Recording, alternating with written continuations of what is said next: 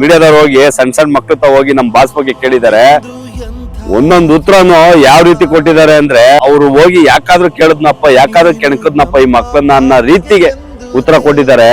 ನಿಜವಲ್ಲೂ great. ನೀವೆಲ್ಲ ಮಕ್ಳ ನಮ್ ಬಾಸ್ ಮೇಲೆ ಈ ರೀತಿ ಪ್ರೀತಿ ತೋರಿಸ್ತಾ ಇರೋದು ನಿಜವಲ್ಲೂ ತುಂಬಾ ಅಂದ್ರೆ ತುಂಬಾ ಖುಷಿ ಆಗ್ತಾ ಇದೆ. ಈ ಮಕ್ಳೇ ಈ ರೀತಿ ಪ್ರೀತಿ ತೋರಿಸ್ತಾವ್ರೆ ಅಂದ್ರೆ ಇನ್ನು ದೊಡ್ಡವ್ರು ಯಾವ ರೀತಿ ತೋರ್ಸಲ್ಲ, ಅರ್ಥ ಮಾಡ್ಕೊಳ್ಳಿ. ಡಿ ಬಾಸ್ ನ ಎದುರಾಕೊಂಬಿಡಿ, ಮತ್ತೆ ಡಿ ಬಾಸ್ ಅಭಿಮಾನಿಗಳನ್ನ ಎದುರಾಕೊಂಬಿಡಿ. ಹೇಳ್ತಾ ಇದೀನಿ ನೋಡಿ, ಸಣ್ಣ ಮಕ್ಳನ್ನು ಎದುರಾಕೊಂಬಿಡಿ. ಸಣ್ಣ ಮಕ್ಳು ಕೂಡ ಉತ್ತರ ದೊಡ್ಡವ್ರು ಕೊಡಕ್ಕಾಗಲ್ಲ, ಆ ರೀತಿ ಕೊಡ್ತಾರೆ. ಅವ್ರ ವೈಭವ್, ಅವ್ರ ಸೌಂಡ್ ಯಾವ ರೀತಿ ಮಾತಾಡಿದ್ದಾರೆ ಪ್ರತಿಯೊಬ್ರು ನಮ್ ಡಿ ಬಾಸ್ ಅಭಿಮಾನಿಗಳು ನೋಡ್ಬೇಕು. ಮತ್ತೆ ಈ ವಿಡಿಯೋ ಆದಷ್ಟು ಶೇರ್ ಮಾಡಿರ್ಲೇಬೇಕು.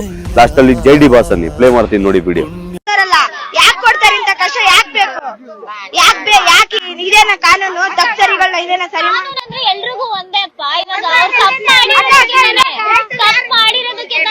ಕಾನೂನಿಗೆ ದೇಶದಲ್ಲಿ ಯಾರು ಕೊಲೆನೇ ಮಾಡಿಲ್ವಾ, ಏನು ಮಾಡಿಲ್ವಾ? ಇವಾಗಲೂ ಡಿ ಬಾಸ್ ಬಿಟ್ಟು ಬೇರೆ ಯಾರು ಸಿಗಲ್ವಾ? ಅವ್ರೊಬ್ರೇನಾ? ಯಾಕೆ